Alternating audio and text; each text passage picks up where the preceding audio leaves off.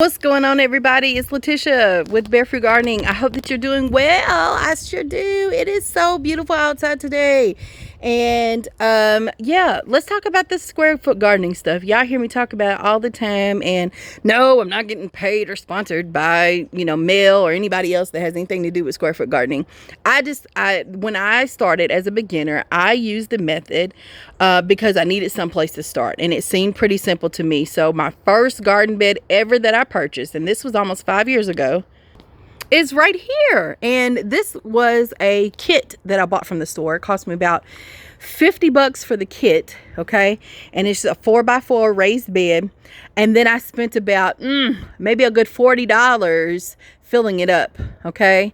And I bought all bagged soil. I wasn't familiar with peat moss and buying that big old brick of peat moss, or big old cube of peat moss and compost and all that other stuff. I just bought store-bought soil, paid full price, because I also wasn't aware that I can look for the bags with holes in them and get those bags for half off, okay, at my big box store here. Ask, okay? All y'all gotta do is ask. But I didn't know that either. So I paid full price for everything. Got this little bed set up, sowed some, grew some zucchini and crookneck squash and tomatoes and cantaloupe. And I can't remember what else I had in here. All in this little 1x4. It's not little. It's over 16 square feet of gardening space. Okay. But this is where I started. So, and I did the square foot method with like part of the garden, and the other side, I just did what I wanted. But my goal was to focus on how to do that. And so anyway, 5 years later, I'm ready to do it again because I want to demonstrate to you all how to use it. And I love it. I think growing more food in a small space, if we can do that, we should try to do that. So that's what the method kind of teaches you. Okay. So, or not kind of, but it does. All right. And so let's get to it. The first thing that we need to do is have another 4x4 bed. And it doesn't have to be 4x4. It can actually be as big or little as you want it to be.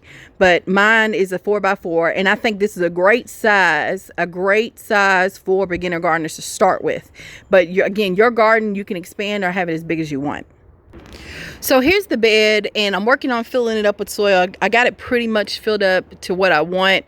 My concern about this is, do I need to fill it up all the way to the top? No, I don't think that's the first thing that popped in my head when I first started with my other 4x4. No, you don't have to fill it all the way up. You need about 6 inches of soil. 4 to 6 inches, some people say, and you're golden. You can grow anything in about 4 to 6 inches. The thing is, the shallower your bed, okay, and some people consider this a container garden, to be all honest. Raised beds, I don't, but you are growing inside of something and filling it up. By definition, I said that was a container, but I don't quite consider this to be a container, but it does have some of the same, you need to take some of the same precautions that you do with container, because again, it's not an in-ground bed. It's not pulling water from the ground or anything around it. So you do have to make sure that your plants stay watered in your raised bed. But no, you don't have to fill it up. As long as you have 4 to 6 inches of soil, you'll be fine. But the thing is, the root structure of your plants, the deeper your bed is, the further down the root structure can grow. Okay, and it will grow. The more shallow your beds, the more spread out the roots are. Okay, so that's what I have learned, and I've seen it in my own garden. Okay, so the deeper the bed, the further the roots have to go down. Okay, the more shallow the bed, the roots kind of spread out, and you can see it real good when you plant a tomato plant, okay, in a raised bed. And you can tell when you're pulling that plant out at the end of the season that the roots went out, if they went out or more down. Okay, there's going to be some of the roots that spread out, but again, and the deeper you have the bed, the more food that you can grow in it too. Okay.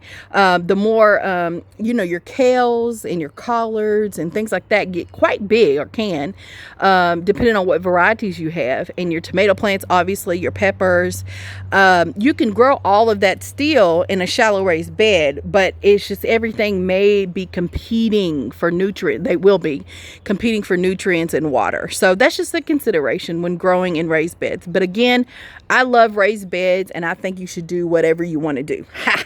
This is another raised bed that I have, and this is cinder blocks. Okay. And it's probably about, what do y'all think, about 4, maybe 6 inches. I don't know how tall a cinder block is. Let's see. I purchased this this is like a level, and I purchased this from the Dollar Tree for $1. So I've had a couple years. Y'all see how bad it's faded. But it works. Okay. There's a little ruler on the side here.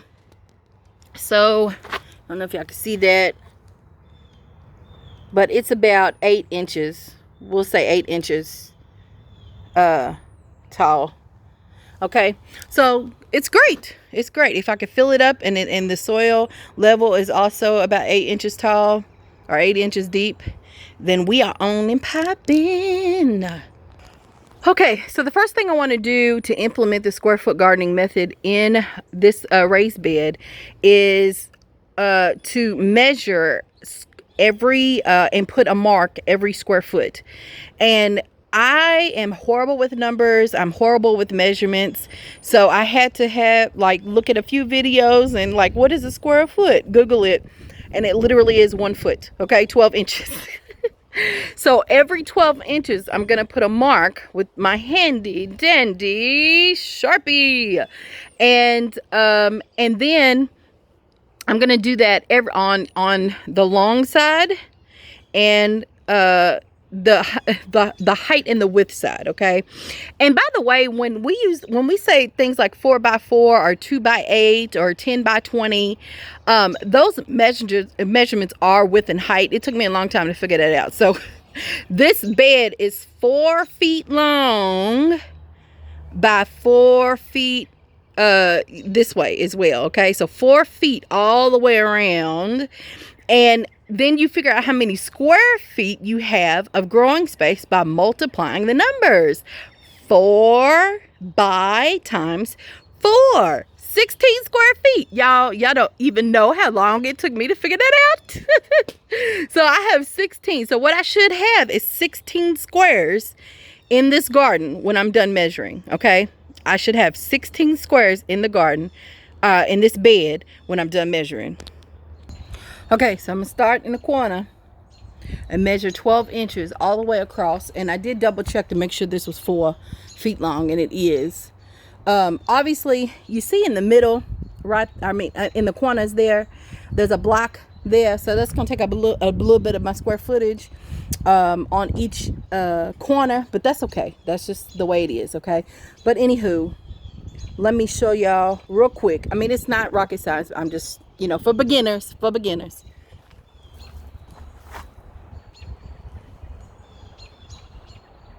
12-inch mark.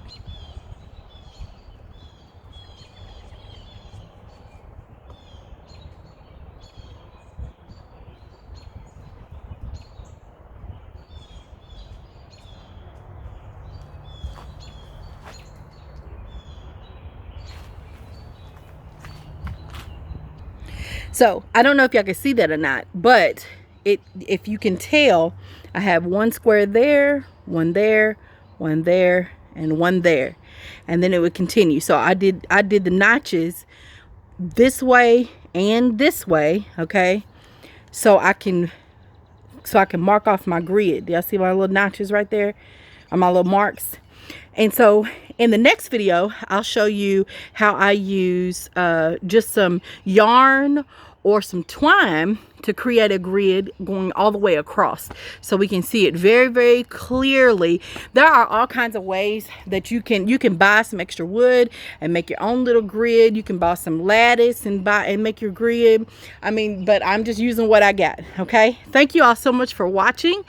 I love y'all. Till next time, stay tuned, okay? So we can finish up this square foot gardening and using this new space. I hope this encourages and inspires somebody.